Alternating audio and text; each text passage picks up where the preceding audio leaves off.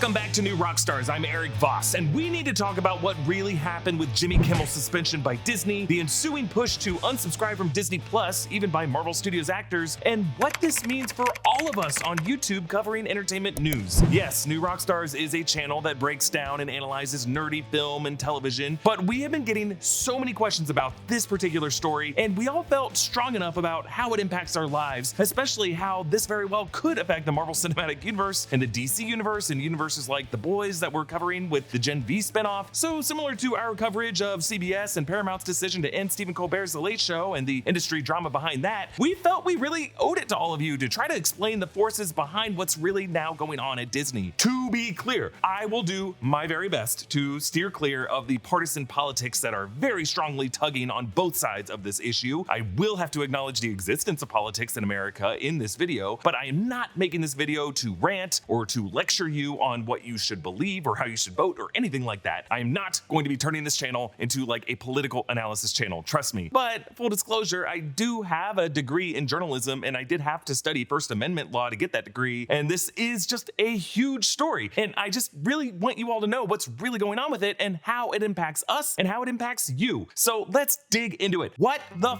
is happening with Jimmy Kimmel, Disney, and the FCC? So in a nutshell, late night host Jimmy Kimmel, host of Jimmy Kimmel Live, was suspended by ABC and its parent company Disney for comments that he made about the political reaction to the murder of Charlie Kirk after Disney was pressured by the Trump administration via the FCC, threatening to revoke ABC's broadcasting license, and after a company representing 24 ABC affiliates across the country refused to air Kimmel's show. As of this taping, Kimmel is still in negotiations with Disney over whether his show could get reinstated. Meanwhile, this has all incited a fiery debate over the First Amendment, free speech, censorship, and a boycott of Disney Plus that has resulted in Disney losing a reported $4 billion in market value. But Disney did issue a press release on Monday that Jimmy Kimmel Live will return on Tuesday, September 23rd. So Jimmy Kimmel has been a longtime critic of the Trump administration and Trump's MAGA allies, which has really made him and hosts like him a target by the right for the past decade. Back in 2018, when Roseanne Barr, a Trump supporter, was fired by Disney and ABC for various offensive conspiracy theories that she refused to back down from, supporters of Barr and Trump began to target left-leaning celebrities with histories of provocative humor that were still on the Disney payroll. This is what got James Gunn fired in July 2018 before he ended up getting reinstated. But before these accounts went after James Gunn, they also tried to bring down Jimmy Kimmel as well. So certain right-wing forces in this country have been looking for any excuse to get Jimmy Kimmel fired since the first Trump administration. Fast forward to the recent era. On December 14th, 2024, ABC and Disney settled a lawsuit with Donald Trump over host George Stephanopoulos when Stephanopoulos referred to Trump's history with writer E. Jean Carroll, and Stephanopoulos used a more extreme term than the quote-unquote sexual abuse that a jury in 2023 found Trump had committed against Carroll in the mid-90s. And Trump sued in March 2024, and in December, ABC and Disney settled, agreeing to pay Trump $16 million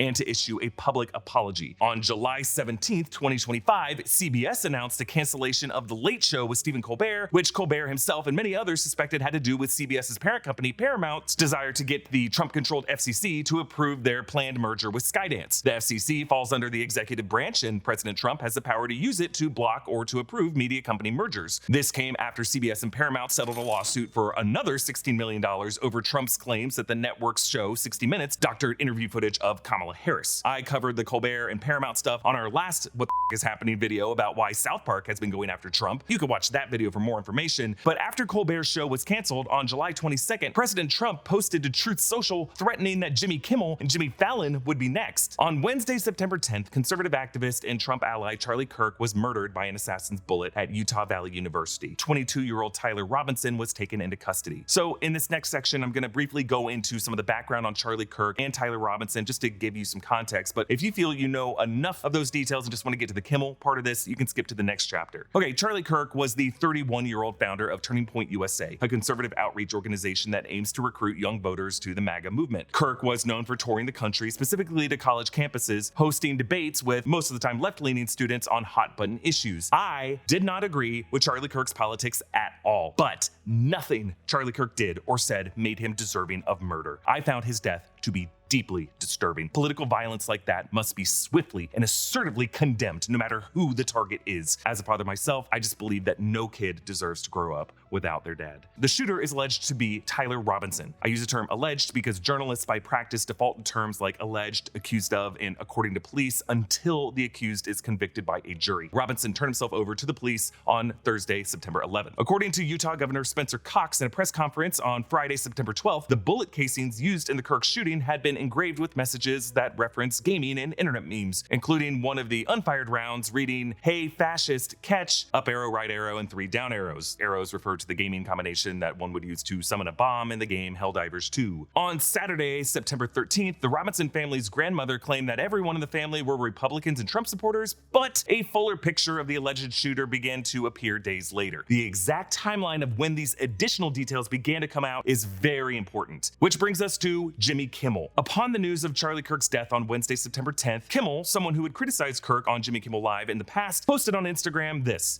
"Instead of the angry finger pointing, can we just for one day agree that it is horrible and monstrous to shoot another human? On behalf of my family, we send love to the Kirks and to all the children, parents, and innocents who fall victim to senseless gun violence." Jimmy Kimmel was responding to various conservative lawmakers and media figures who were already blaming rhetoric on the left for the killing of Charlie Kirk, notably from President Trump, who on the evening after Kirk's death said this in a video message, quote, "For years, those on the radical left have compared wonderful Americans like Charlie to Nazis and the world's worst mass murderers and criminals. This kind of rhetoric is directly responsible for the terrorism that we're seeing in our country today, and it must stop right now." The weekend of September 12th through 14th was just filled with speculation and finger pointing, and in some cases, some very inappropriate celebratory statements online. On Sunday, September 14th, there were reports of efforts to punish anyone from government workers to academics to people in the media for making statements perceived to celebrate Kirk's death. Also on Sunday, September 14th, Utah Governor Spencer Cox, along with FBI officials, had said that Tyler Robinson had held, quote, "a leftist ideology." On Monday morning, September 15th, President Trump told reporters in the Oval Office that in his view, the alleged shooter was radicalized by the internet and went on to say, quote, "he was radicalized on the left." So on that morning, September 15th, Jimmy Kimmel and his writers put together his monologue for that day's show, which would tape in the afternoon before the episode would air at 11:35 p.m. Eastern Time. At the point of that taping, no other details about the alleged shooter had been released. Here's what Jimmy Kimmel said in his monologue. "We hit some new lows over the weekend with the MAGA gang desperately trying to characterize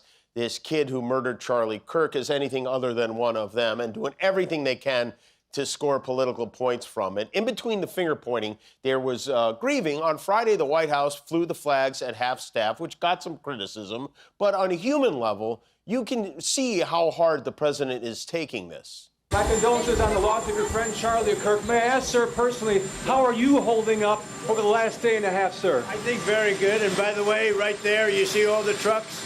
They've just started construction of the new ballroom for the White House. To some, Jimmy Kimmel crossed a line here by making any kind of comedic light out of this. Some accused Jimmy Kimmel of saying that this kid was a Trump supporter, but technically, Jimmy Kimmel did not say that. He was commenting on the conservative politicians and the media figures that, in Kimmel's view, were further politicizing Kirk's death by over-speculating on the political ideology of the shooter. That is an important distinction, but clearly that nuance got lost the moment Kimmel said the name Charlie Kirk, given the history between a comedian like Kimmel and the MAGA movement, and how many saw someone like Jimmy Kimmel trying to make any comedic fodder out of a topic that some of them felt was not appropriate to set up any attacks on the movement that Kirk represented. On Tuesday, September 16th, the day after Kimmel's monologue, Utah officials released charging documents that included an alleged text exchange between Tyler Robinson and his roommate that you can read for yourself. But in this exchange, Robinson allegedly claims to be the shooter and says, quote, "I had enough of this hatred. Some hate can't be negotiated out." Now, to get ahead of a claim here, I am not leaving out any details about the roommate as a way to control the narrative or anything. I honestly just can't figure out if these were personal details that the individual wanted to keep private and then the Utah state officials made them public. I don't really know. But you can see from reading this and just the fuller context of this exchange that Robinson was very likely sympathetic to issues that Charlie Kirk stood against. These new details fed the criticism of Kimmel's monologue from the night before. Conservative media criticized the late-night host of being dishonest. And then on Wednesday, September 17th, the FCC chairman, Brendan Carr, spoke to right-wing podcaster Benny Johnson and made a very clear threat to revoke ABC's broadcasting license if they didn't fire Jimmy Kimmel. I mean, look, we can do this the easy way or the hard way. These companies can find ways to change conduct, to take action, frankly, on Kimmel. or, there's going to be additional work for the FCC ahead. There's calls for Kimmel to be fired. I think, you could certainly see a path forward for suspension over this. And they have a license granted by us at the FCC, and that comes with it an obligation to operate in the public interest. As chairman of the Federal Communications Bureau, the FCC, Brendan Carr is a political appointee by Donald Trump. Like before he was appointed, the guy used to go around wearing a lapel pin of Trump's head cast in gold. Broadcasters like ABC, NBC, and CBS transmit their programming on the public airwaves, and in order to do that, they are given broadcasting licenses by the FCC. Now, when it comes to what I'm doing here on YouTube, the FCC does not have to grant broadcasting licenses to social media platforms like YouTube or Instagram or Twitter/X, but the government does have other ways of regulating tech, like the way the current Congress and the White House pushed legislation to ban TikTok, and things like various administrations using the Justice Department to block or threaten to block big media mergers under antitrust legislation. The New York Times podcast The Daily compared the current situation to Richard Nixon's attempts in 1973 to use the FCC and local affiliates to threaten the major news networks over what Nixon felt was unfair coverage. Nixon resigned in 1974 after the Watergate scandal, and that effort didn't go much further. Generally, the news media have had long-standing broad protections from government regulation under the First Amendment, upheld by the Supreme Court in landmark cases like the New York Times versus Sullivan in 1960, which established that if a government is going to sue a media organization for things like defamation or libel, they have to prove what's called actual malice, that the plaintiff knew that they were lying and did so anyway with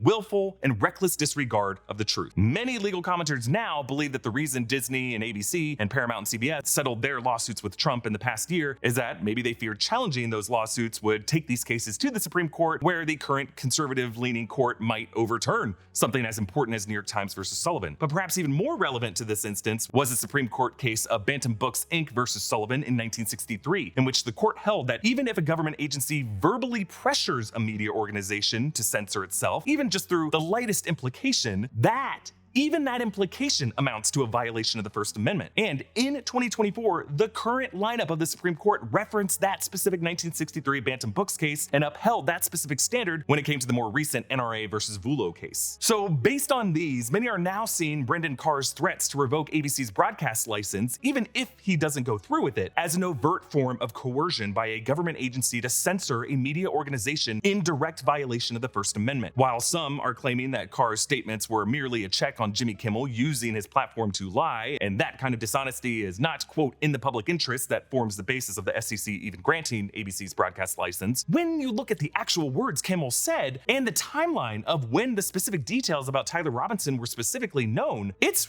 really hard to make the case that Kimmel's joke got anywhere close to that very high standard of actual malice. But just Carr threatening this had a major chilling effect. On Wednesday, September 17th, Disney exec Dana Walden, who oversees all of ABC, met with Jimmy Kimmel and the network's head of late night, Rob Mills, to try to come to terms on some kind of statement Kimmel could make in that evening's show. According to Matthew Bellany of the Town podcast, Kimmel wanted to make a fuller explanation of what was really happening with the FCC's threat, but Walden and Mills wanted Kimmel to just apologize and move on. Kimmel reportedly refused to do that, and they reached a standstill. And while this was happening, the affiliates were speaking up. ABC distributes its programming across the country via local affiliates. ABC directly owns 8 of those: KABC 7 in Los Angeles, WABC 7 in New York City, WLS 22 in Chicago, WPVI 6 in Philadelphia, KTRK 13 in Houston, and stations in San Francisco, Raleigh-Durham, and Fresno. But about 24 ABC affiliates are owned by a different company called Nextar Media Group. Nextar is currently seeking FCC approval to merge with a rival media company called Tegna, which would be a $6.2 billion merger. Many believe that Nextar is trying to curry favor with the Trump administration to approve this deal. So on September 17th, the largest of these kind of companies, Sinclair Media, an organization with a known conservative lean, released a statement demanding Jimmy Kimmel's suspension, calling on the FCC to take action, even saying that ABC should air their own planned Charlie Kirk memorial program. Following this, Nextar released their own statement saying they plan to replace Jimmy Kimmel Live that night with other programming, which for many viewers would be reruns of Celebrity Family Feud hosted by Steve Harvey. And then minutes after Nextar's statement, ABC made the decision announcing, quote, Jimmy Kimmel Live will be preempted indefinitely. The idea at the time was that they planned to reinstate Jimmy Kimmel's show once they could all agree on how Kimmel could address all of this on the air. Then on Wednesday afternoon, CNN's Brian Stelter asked FCC Chairman Brendan Carr for a reaction to this news, and Carr responded by sending him this gif. Disney and ABC's decision to suspend Kimmel was met with fierce opposition by various organizations like the Writers Guild of America and SAG-AFTRA. President Trump posted on Truth Social on Wednesday praise for ABC and threatened that Jimmy Fallon and Seth Meyers at NBC would be next. Talking to reporters on Air Force One on Thursday, September 18th, President Trump reaffirmed his threat to use the FCC to revoke broadcasting licenses. That's something that should be talked about for licensing too. When you have a network and you have evening shows and all they do is hit Trump, that's all they do. If you go back, I guess they haven't had a conservative on in years or something, somebody said. But when you go back and you take a look, all they do is hit Trump. They're licensed. They're not allowed to do that. They're an arm of the Democrat Party. Thank you, everybody. Now, what Trump and his allies may be referring to with these kind of statements is an older broadcasting standard called the Fairness Doctrine that existed from 1949 to 1987. Networks used to be required to provide equal time to opposing political viewpoints, but the FCC abolished the Fairness Doctrine in 1987 at the behest of Ronald Reagan and his conservative allies in the rising world of right-wing media, like Rupert Murdoch's Fox News and Rush Limbaugh's radio programs. And people like this did not want to have to bring liberals on their shows. That's why we are now hearing voices like Texas Senator Ted Cruz and commentator Ben Shapiro both speaking out against the FCC on this issue. But let me tell you, if the government gets in the business of saying, what you we can and don't can't like say what you, the media, have said, we're going to ban you from the airwaves if you don't say what we like, that will end up bad for conservatives. I do not want the FCC in the business of telling local affiliates that their licenses will be removed if they broadcast material that the FCC deems to be informationally false.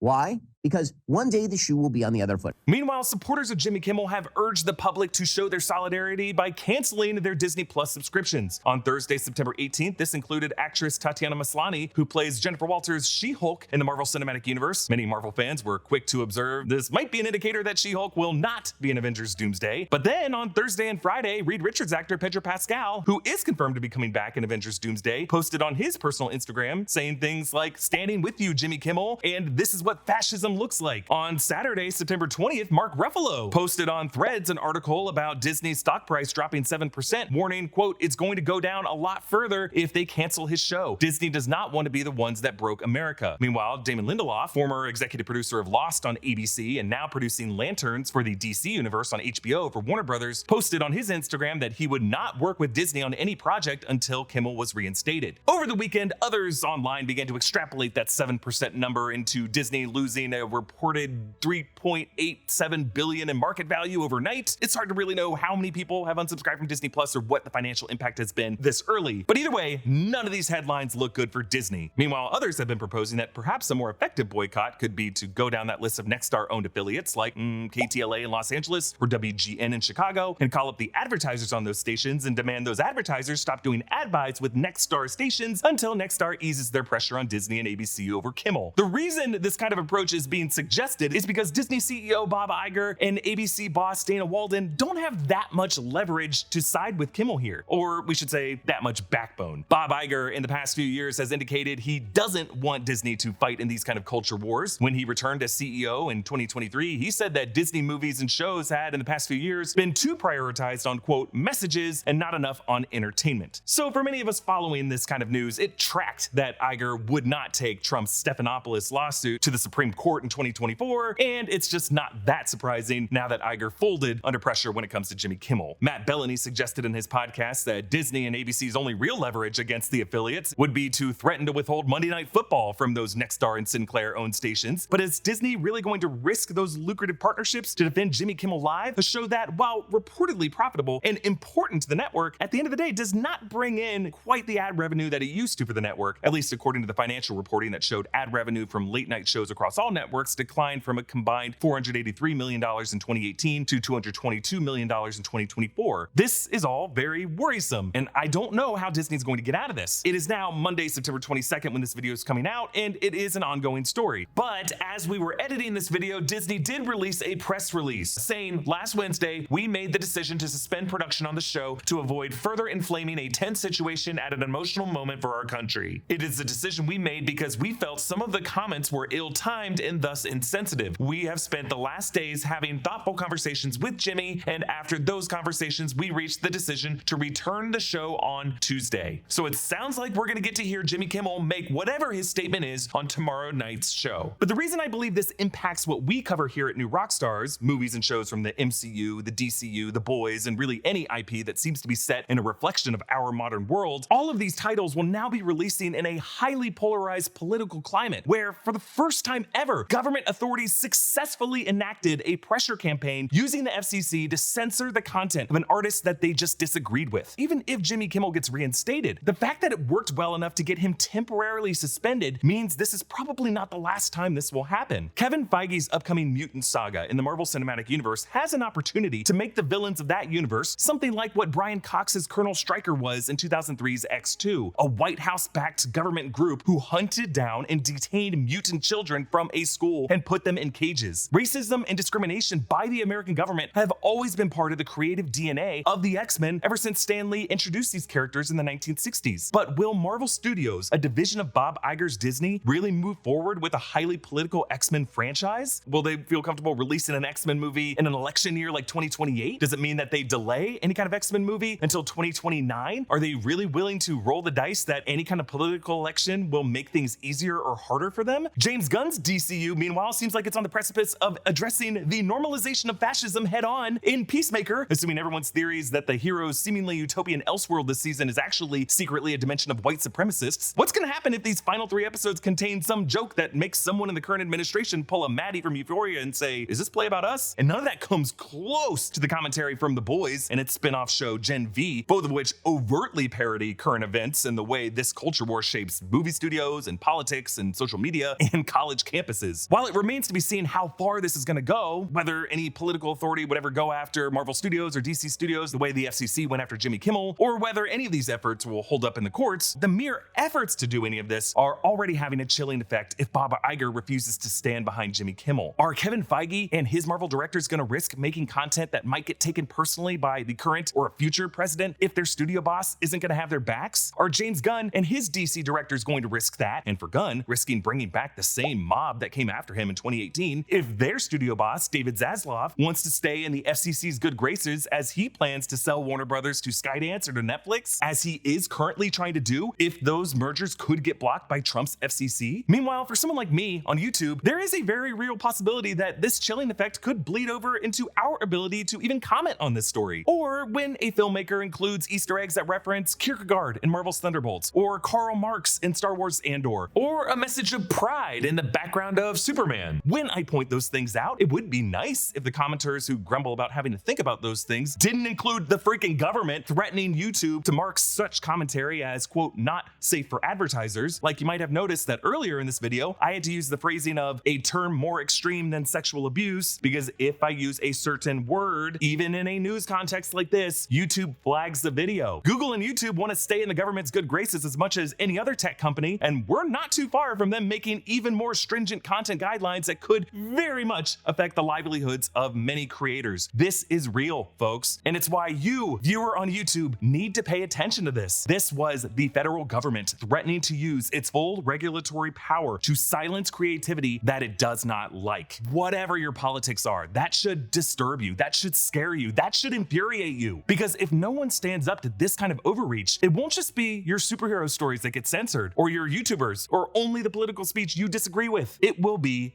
you. And that's what the fuck is happening with Jimmy Kimmel, Disney, and the FCC, and why it matters. I hope this summary was helpful for you, and if I feel like I can meaningfully contribute to this discussion in a way that benefits New Rockstars viewers, I may do a follow-up, but believe me, I do not plan to turn this channel into a political news channel. I was very hesitant to even make this video, and I'm still kind of terrified that it's going out there. There are just too many other things I want to talk about that I feel better suited to talk about. So back to the regularly scheduled breakdowns and analysis of nerdy TV and movies. Subscribe to all the channels in the New Rockstars network for breakdowns and news coverage coverage of everything you love. Thanks for watching. Thanks for your support. Thanks for your patience. And thanks for your general understanding. I'll see you next time. Bye.